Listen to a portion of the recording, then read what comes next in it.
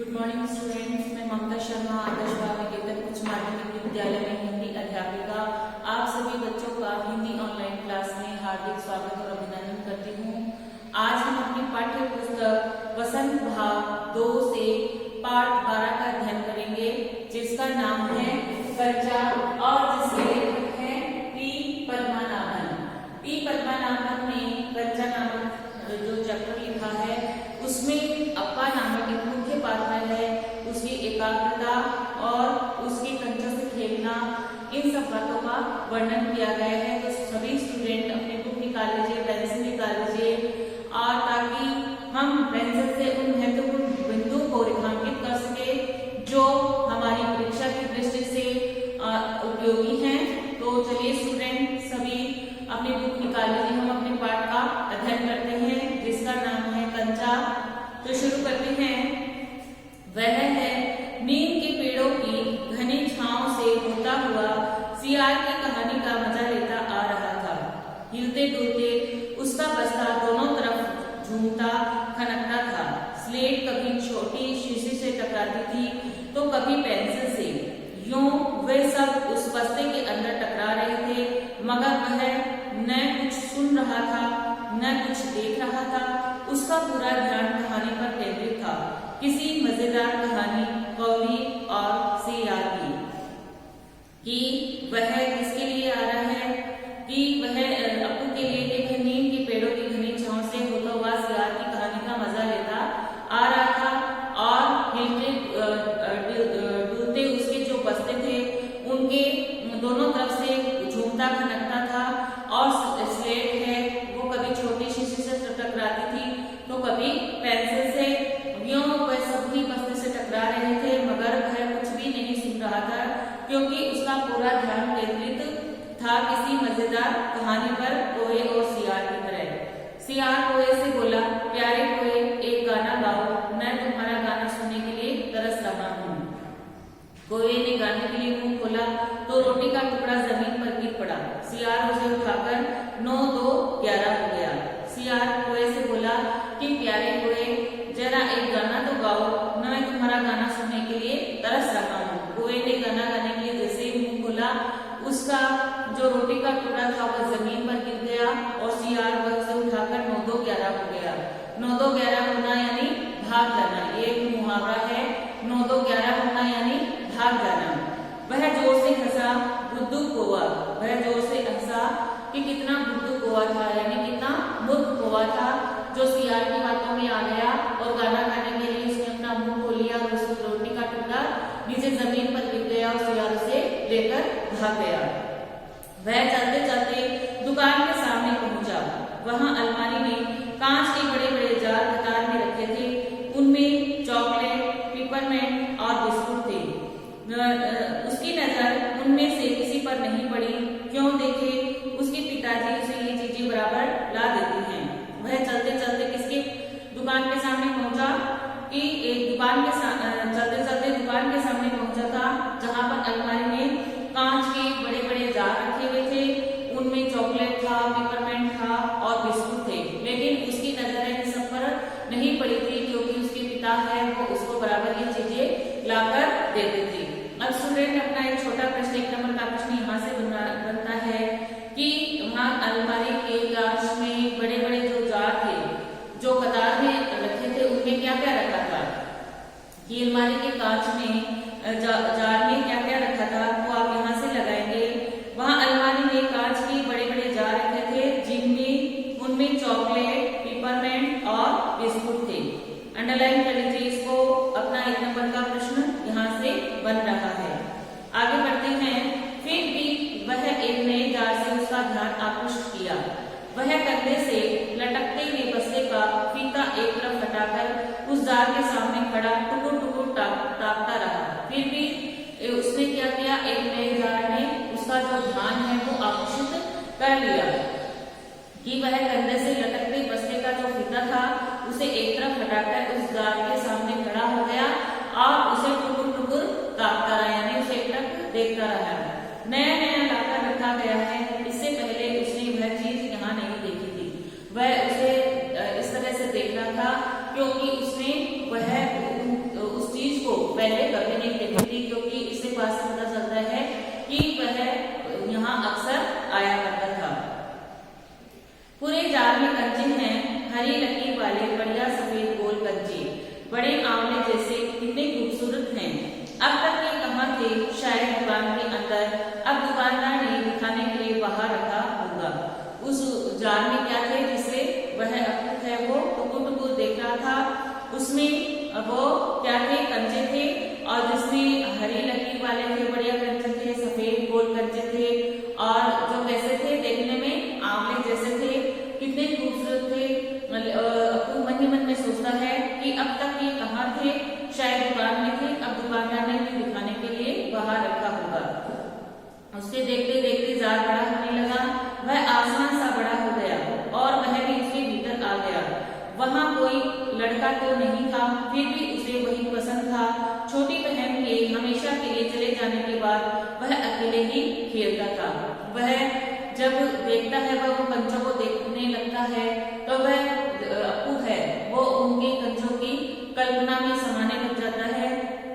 उसे ऐसे लगता है कि उसे देखते देखते ही जाल है वो बड़ा हो जाता है, और कितना बड़ा हो जाता है? आसमान के जैसा बड़ा हो जाता है, और वह उसके भीतर चला जाता है, क्योंकि वहां और कोई लड़का भी नहीं था।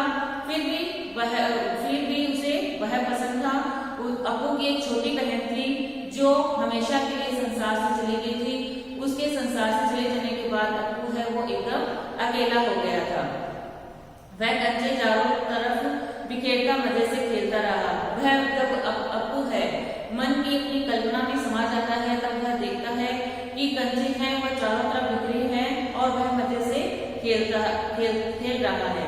तभी एक आवाज आई, लड़के तू उस जाल को नीचे गिरा देगा। तभी वो जब अप्पू है वो अपनी मन की कल्पना में समाया हुआ होता है, तभी जो दुकानदार है वह उसे आवाज लगाता है कि ए लड़के तू जाल को नीचे गिराएगा क्या? वह जो उठा, जाल अब छोटा बनता जा रहा था। छोटे जाल में हरी लकीर, सफेद गोल कंचे, छोटे आंवले जैसे। सिर्फ दो जने वहां हैं, वह और बूढ़ा दुकानदार। दुकानदार के चेहरे पर कुछ चिड़चिड़ाहट थी। वहां पर जब अप्पू है वो जब वो कंचे के जाल को देखता है, तब जब मन की कल्पना में समाने लगता है, तब उसका ध्यान कौन भंग करता है? वह दुकानदार के जाल को गिराएगा क्या? तब वो देखता है कि फिर सिर्फ जाल है वो छोटे बनते जा रहे हैं, और फिर वहां पर और कौन है? सिर्फ दो जने हैं, एक तो पूरा दुकानदार है और एक अप्पू है। और दुकानदार है उसके चेहरे पर कुछ चिड़चिड़ाहट के भाव थे। मैंने कहा ना, जो चाहती हो वहां से निकाल कर दूं। उसने कहा, दुकानदार कहता है कि जो चाहती हो मैं निकाल कर दूं। वह उदास हो अलग खड़ा हो रहा। क्या कंचा चाहिए? दुकानदार ने जाल का ढक्कन खोलना शुरू किया।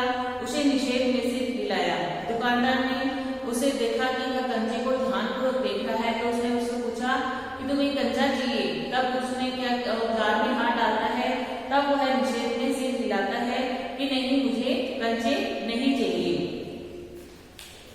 आगे बढ़ते हैं। तो फिर सवाल खूब रहा, क्या उसे कंचा चाहिए? क्या चाहिए उसे खुद मालूम नहीं है। जो भी हो, उसे कंचे को छूकर देखा। जाल को छूने पर कंचे का स्पर्श करने का एहसास हुआ, मगर वह चाहता तो कंचा ले सकता था। सवाल खूब रहा, क्या चाहिए उसे? कंचा चाहिए क्या? तो उसे खुद नहीं मालूम उसे क्या चाहिए था।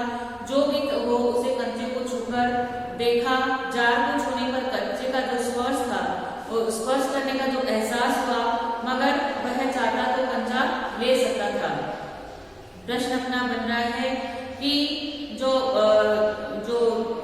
अप्पू है उसने क्या छूकर देखा? तो उसने कंचे को छूकर देखा। अंडरलाइन कर लीजिए इसको। अप्पू ने क्या छुआ? कंचे को छुआ था। उसने कंचे को छूकर देखा था।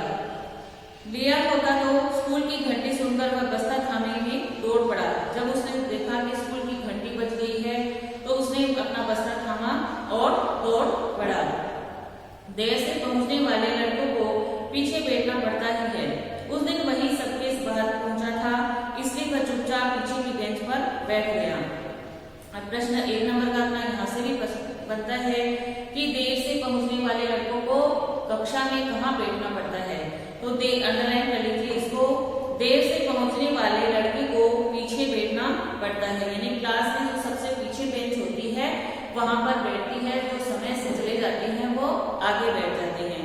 तो इसलिए वह अप्पू है वो सबके बाद में पहुंचा था और जो कक्षा की जो सारी सीटें थी वो भर गई थी, जो पीछे की सीट बची हुई थी वह चुपचाप वहां पर बैठ गया।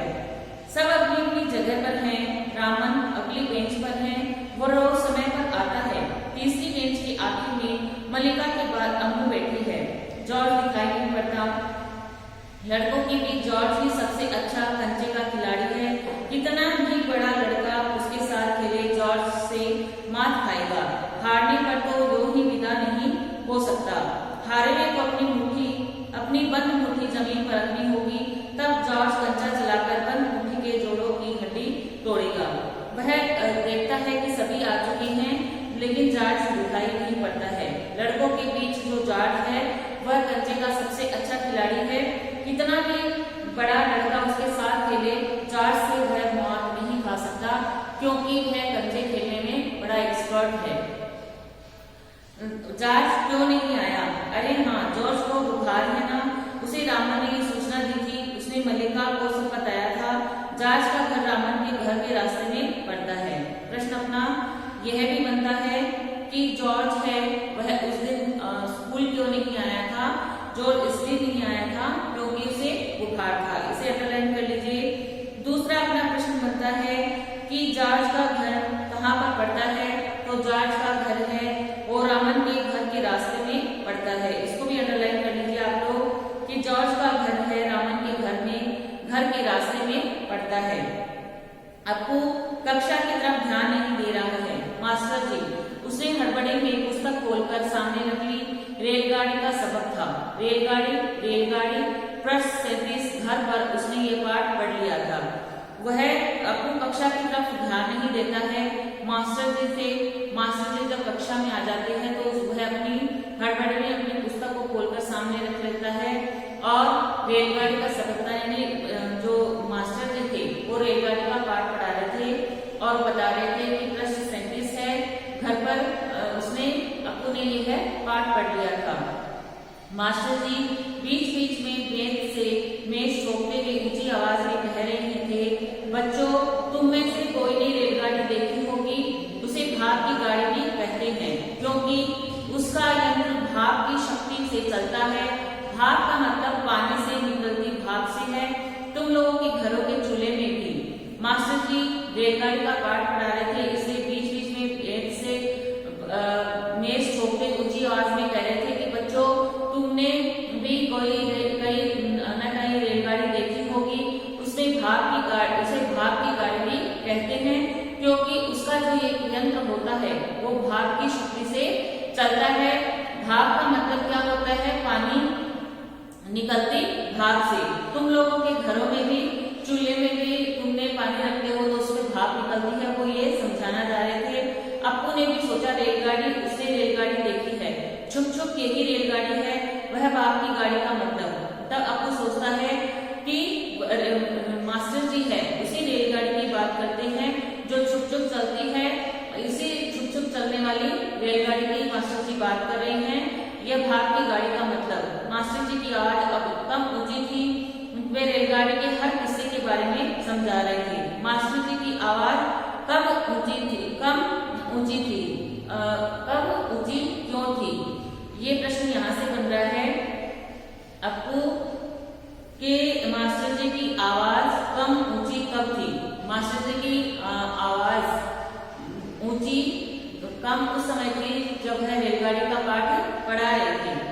आगे बढ़ते हैं, यहाँ अंडरलाइन कर लीजिए। मास्टर जी की आवाज अब कम ऊंची थी। वे रेलगाड़ी के हर एक हिस्से के बारे में समझा रहे थे। पानी रखने के लिए खास जगह है, उसे अंग्रेजों ने बॉयलर कहते हैं। यह लोहे का बड़ा पीपा है। वो आगे समझा रहे थे कि पानी रखने के लिए खास जगह है, इसे अंग्रेजी में बॉयलर कहा जाता है। यह लोहे का एक बड़ा पीपा है। लोहे का एक बड़ा कांच का जार, उसे हरी लकीर वाले सफेद गोल कंचे, बड़े आंवले जैसे। जॉर्ज जब अच्छा होकर आ जाएगा तब उसे कहेंगे। उस समय जॉर्ज कितना खुश होगा। सिर्फ वे दोनों खेलेंगे और किसी को साथ खेलने नहीं देंगे। उसके चेहरे पर चौंक का टुकड़ा मेरा अनुभव के कारण वह उठकर खड़ा हो गया। मास्टर जी गुस्से में हैं। वह जब मास्टर जी रेलगाड़ी का पाठ पढ़ा रहे थे तब भी अप्पू है वो उन बच्चों के बारे में ही सोच रहा था कि जब वो जॉर्ज है वो ठीक होकर आ जाएगा तब हरी लकड़ी वाले सफेद जो गोल कच्चे हैं आंवले जैसे हैं तब वह उन्हें खरीदेगा और उसे देखकर जॉर्ज कितना खुश होगा। फिर वो दोनों खेलेंगे और किसी को साथ नहीं खेलने देंगे। वह इस मनोदशा से गुजर रहा होता है तभी मास्टर जी उस पर चौक मारते हैं और चौक मारने के कारण उसे पता है कि मास्टर जी उसे कुछ कहना चाह रहे हैं। इसी अनुभव के कारण वह खड़ा हो जाता है। मास्टर जी गुस्से में हैं। अरे तू इधर क्या कर रहा है? उसका दम घुट रहा था। बोल वह खामोश खड़ा रहा। क्या नहीं बोलोगे? वे अप्पू के पास पहुंचे। सारी कक्षा सांस रोके उसी तरफ देख रही थी। उसकी घबराहट बढ़ गई। उसका मास्टर जी के में जब उसका चौंक ढकी तो वो समझ गया कि मास्टर जी मुझे कुछ कहना चाह रहे हैं। मास्टर जी थे वो गुस्से में थे। उन्होंने कहा अरे तू इधर क्या कर रहा है? उसका दम घुट रहा था। उसका दम घुट रहा था। वो कह रहा था बोल। वह खामोश खड़ा रहा। वह कुछ नहीं बोला। तो अप्पू के पास पहुंच जाते हैं और सारी कक्षा है वो सांस रोके हुए उनको देख रही है। उनकी घबराहट बढ़ गई थी कि पता नहीं अब मास्टर जी क्या करने वाले हैं। तो स्टूडेंट आज हम अपनी पाठ्य पुस्तक के वसंत के पाठ 12 के इस एक भाग का अध्ययन करते हैं। दूसरे भाग का अध्ययन हम दूसरे पाठ में करेंगे। इसमें आपको इस पाठ में आपको इस भाग में आपको कोई भी बात समझ में नहीं आई हो तो आप मेरे से व्हाट्सएप करके या मैसेज करके या कॉल कर सकते पूछ सकते हैं। Thank you. Have a nice day.